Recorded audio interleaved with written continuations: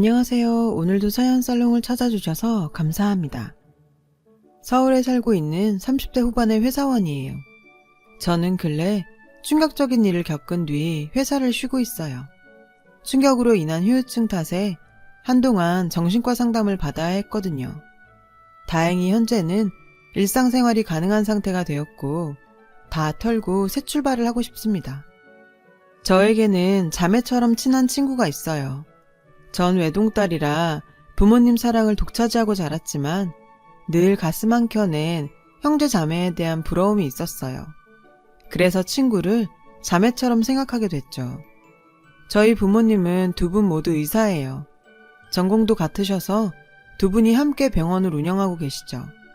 덕분에 전 어려서부터 돈 걱정은 모르고 살았어요.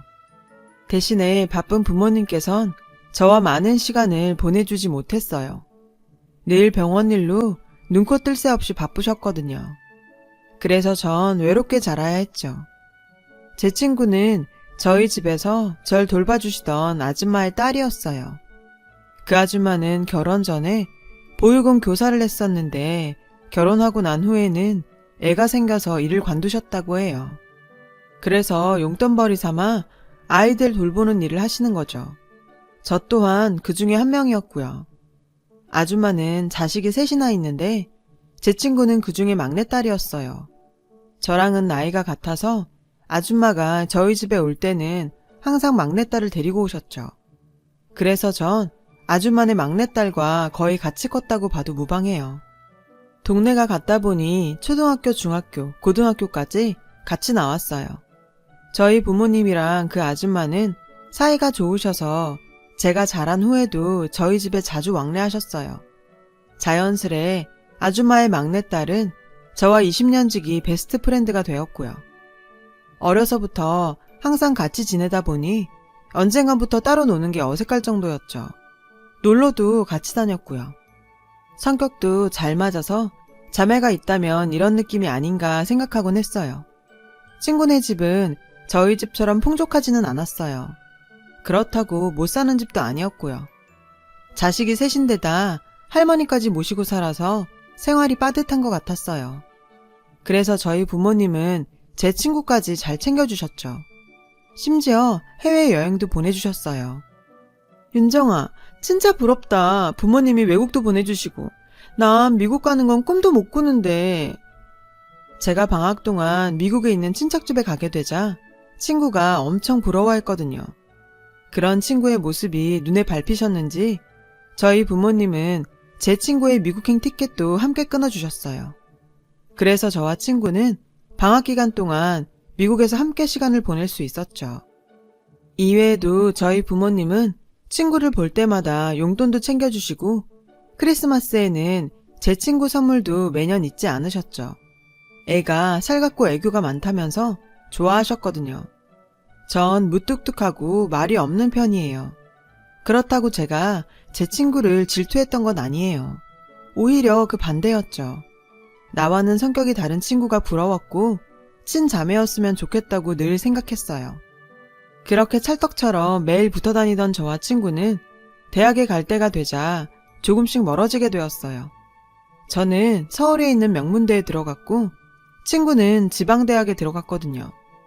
그렇게 저와 친구는 4년 동안 떨어져 지내게 됐어요. 방학 동안 가끔 만나서 놀기는 했지만 예전처럼 같이 어울려 다니진 못했죠. 대학 4년이 정말 쏜살처럼 빠르더라고요.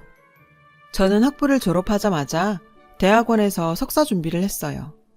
그 사이 친구는 휴학을 하곤 학원에 다니며 미용사 자격증을 땄어요. 나중에 네일 아트샵을 할 거라면서요. 전 대학원에서 남편을 만났어요. 남편은 꽤 유복한 가정에서 자란 외동아들이었지만 행동이나 말투가 바른 사람이었죠. 공통점이 많아서인가 우린 처음부터 서로 잘 맞았어요. 만난 지 몇 달 안 돼서부터 우리는 서로를 결혼 상대자로 생각했던 것 같아요.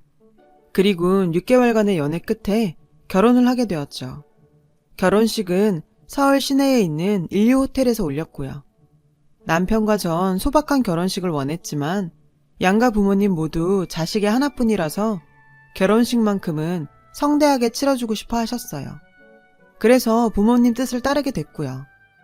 우리 부부는 둘 다 워커홀릭이라서 아이를 갖는 것보다는 솔직히 일이 먼저였어요.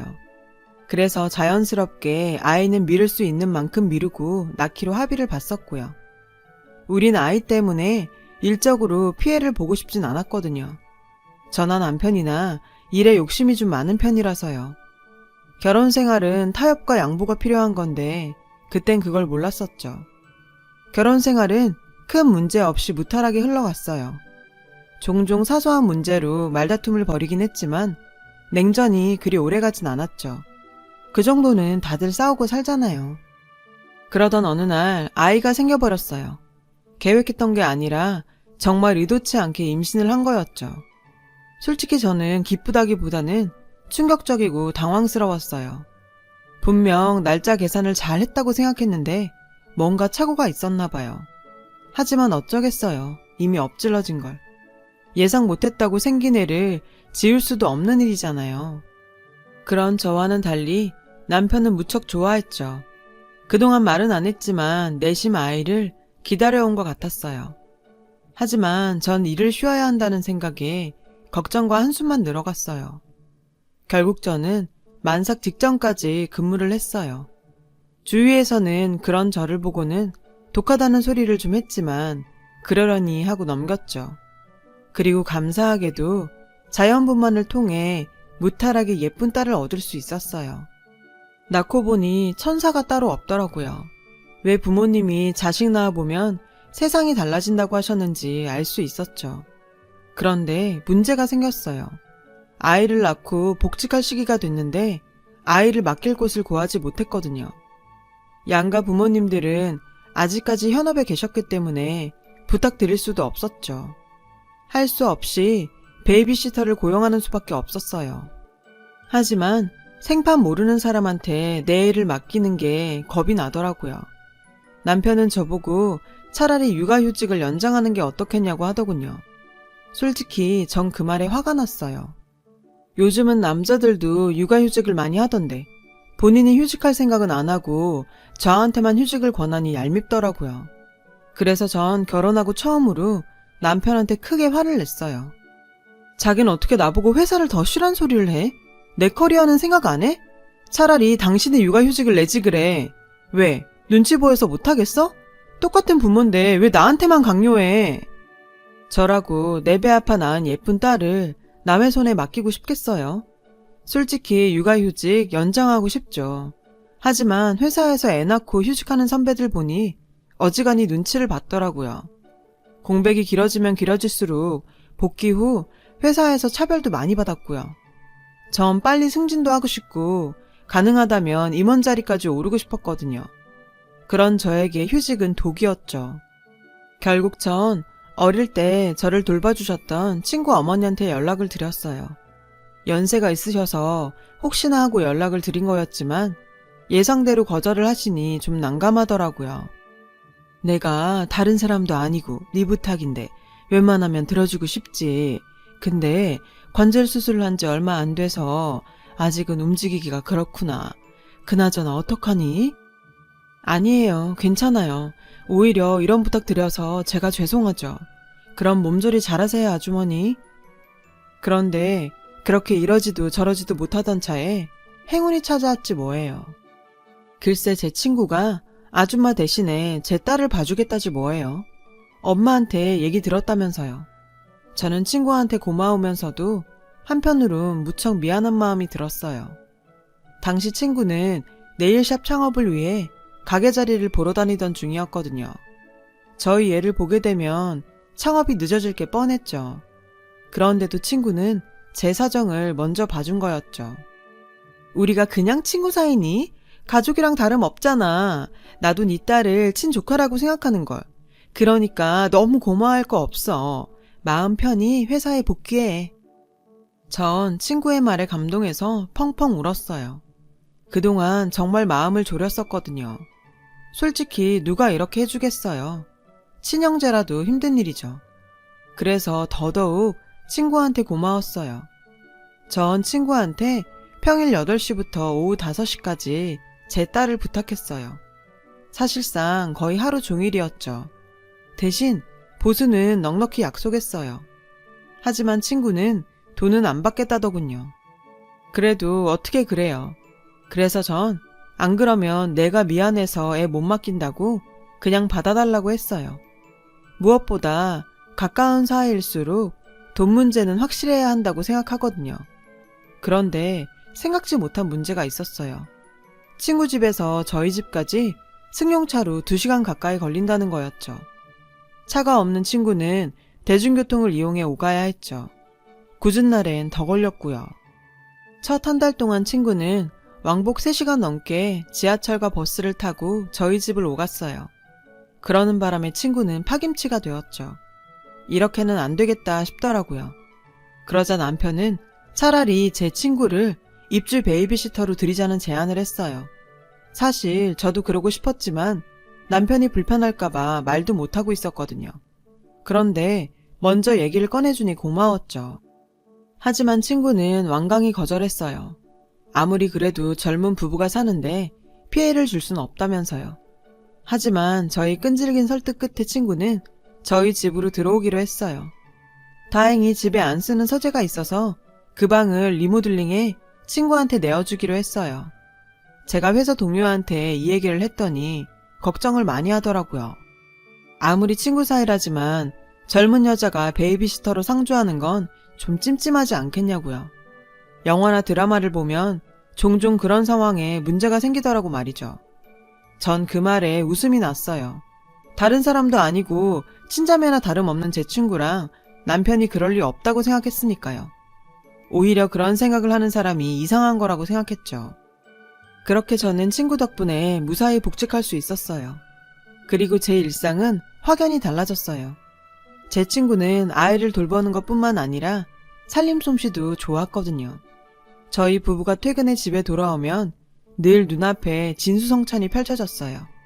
애 보느라 힘들 텐데 이러지 말라고 해도 자기가 먹고 싶어 한 거라며 마음 쓰지 말라고 하더군요.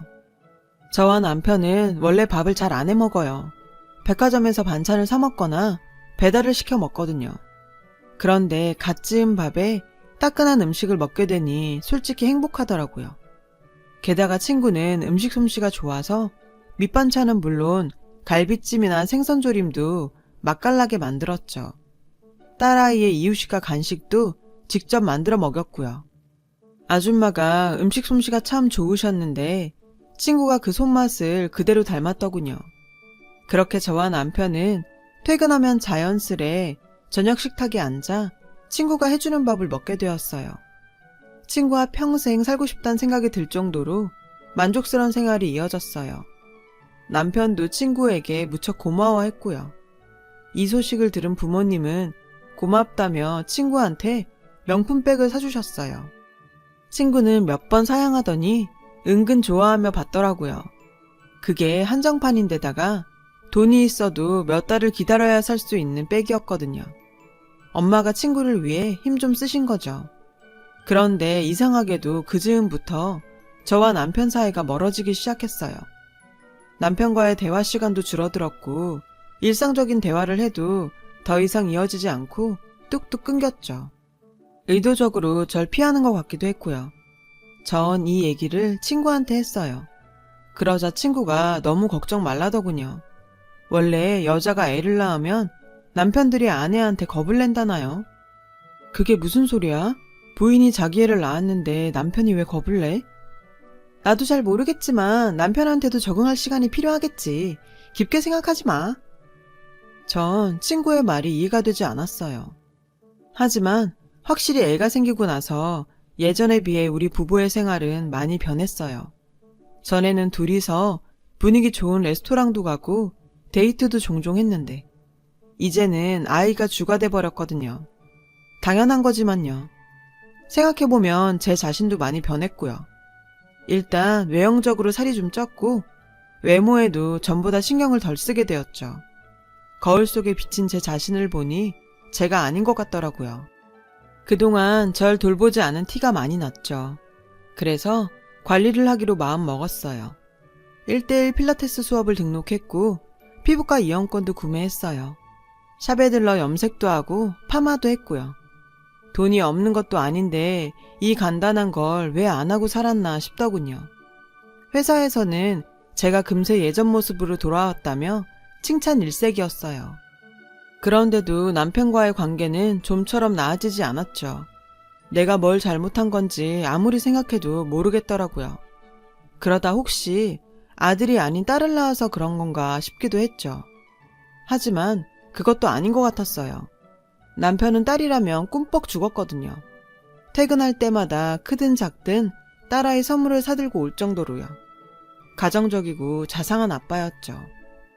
남편이 잠든 사이 전 친구와 함께 와인을 한잔 했어요. 고민도 얘기할 겸 해서요. 남편한테 다른 여자가 생긴 거 아닐까? 그게 무슨 소리니? 네 남편처럼 가정적인 남자가 어딨다고. 제가 남편이 바람을 피는 것 같다고 하자 친구가 정색을 하더라고요. 마치 제가 남편을 음해하는 사람처럼 느껴질 정도로요.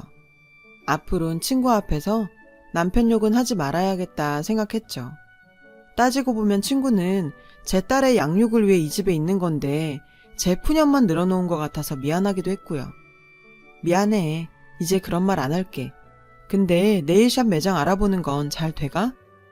응, 알아보고 있긴 한데 보증금이 싼 데를 찾다 보니 월세가 좀 비싸더라고. 보증금이 많이 부족해?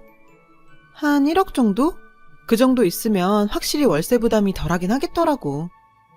1억이면 확실히 부담스러운 금액이긴 했어요.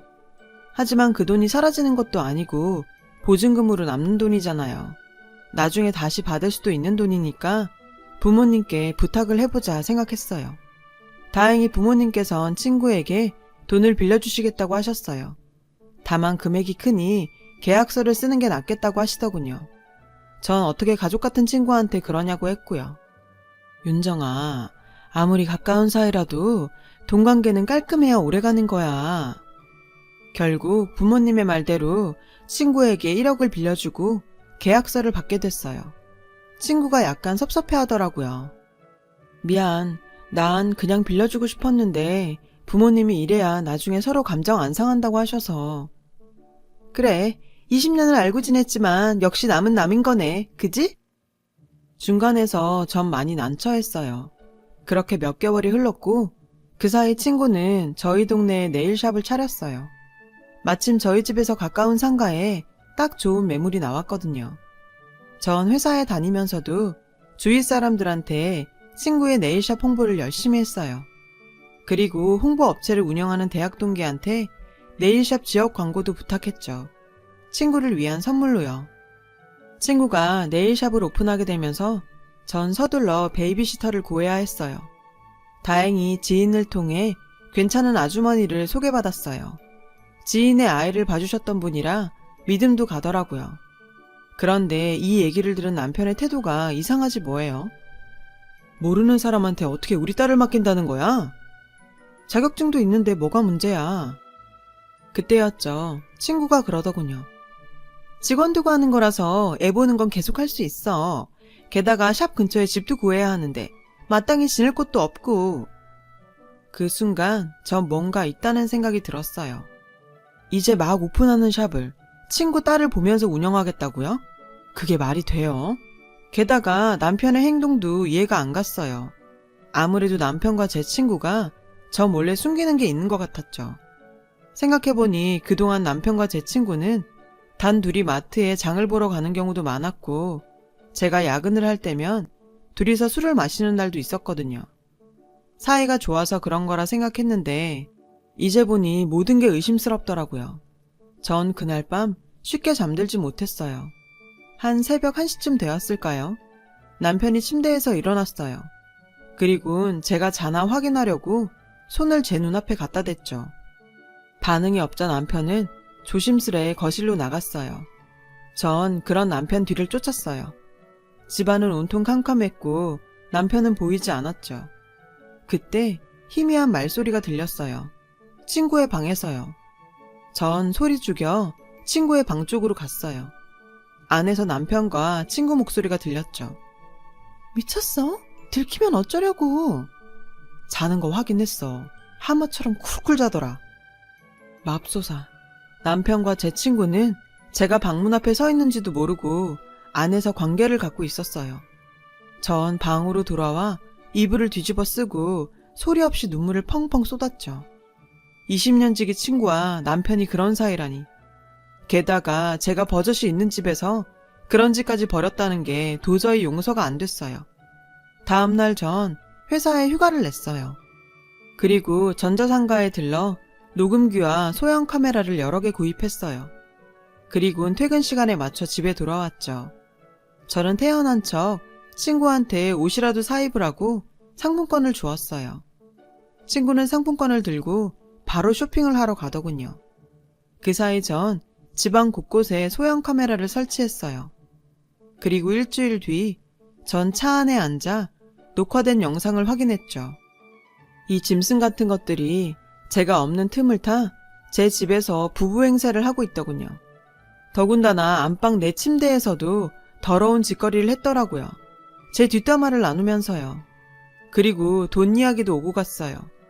친구는 제 남편을 수호천사라는 애칭으로 부르며 매장 인테리어비며 이런저런 돈을 요구했고, 남편은 그런 친구를 꽃돼지라 부르며 돈을 주더군요.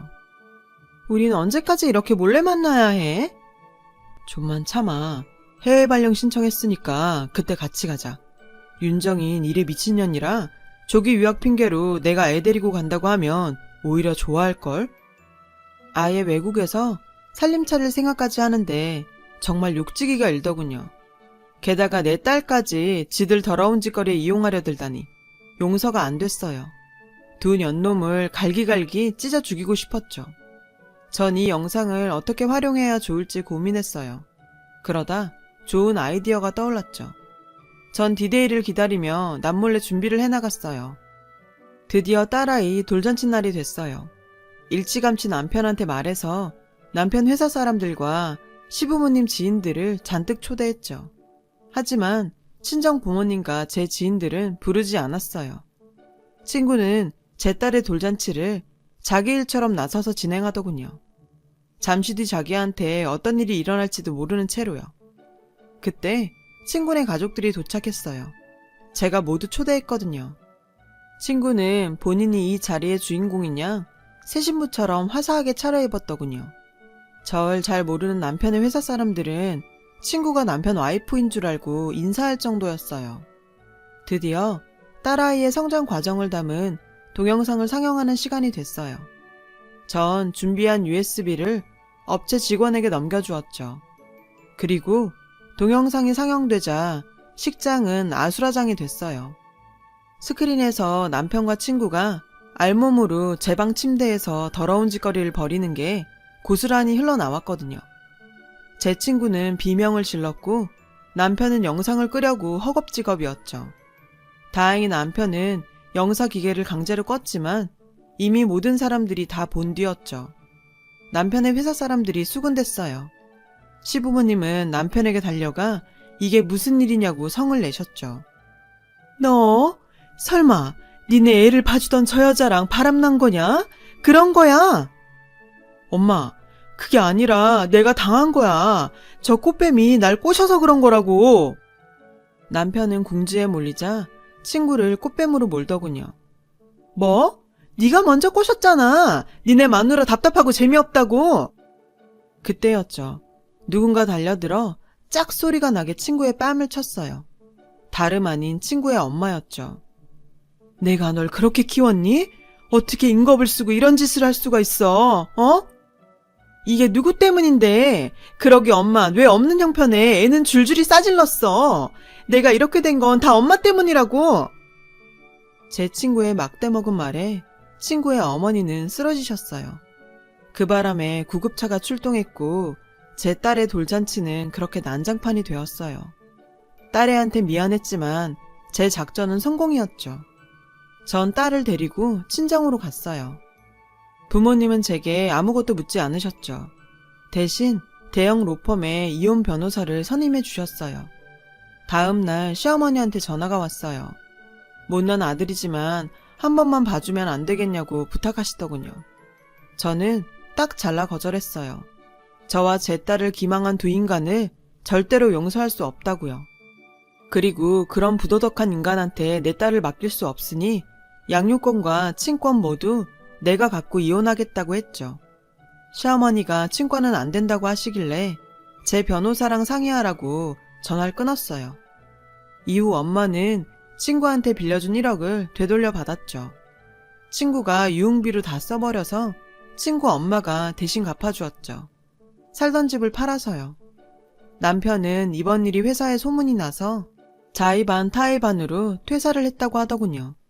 원래는 지방으로 발령이 났는데 자긴 그런 데선 못 산다고 사표를 냈다나요. 정신 차리려면 아직 멀었죠. 그리고 전 회사에 육아휴직계를 냈어요. 승진보다 중요한 건 제 딸이라는 걸 뒤늦게 깨달았거든요. 많은 것을 욕심내다간 모든 것을 잃을 수 있다는 것도 알게 되었으니까요. 조금 일찍 알았다면 좋았을 텐데 말이죠. 현재 남편과 살던 집은 처분하고 딸아이와 함께 부모님의 집에 들어와 살고 있어요. 부모님께는 많이 죄송하더라고요. 다 큰 딸이 심려를 끼쳐드리게 돼서요. 하지만 전 제 선택에 후회는 없어요. 실패가 두려워 참고 살기엔 제 인생이 너무 아깝거든요. 제 딸의 미래를 위해서라도 이게 최선인 것 같아요. 앞으로는 제 손으로 딸아이를 키워가며 행복한 가정을 만들어 보려고 해요. 제 긴 사연 들어주셔서 감사드려요. 여러분, 사연 댓글에 응원과 현명한 조언 부탁드려요. 좋아요와 구독은 저에게 큰 힘이 됩니다. 오늘도 좋은 일 가득하세요.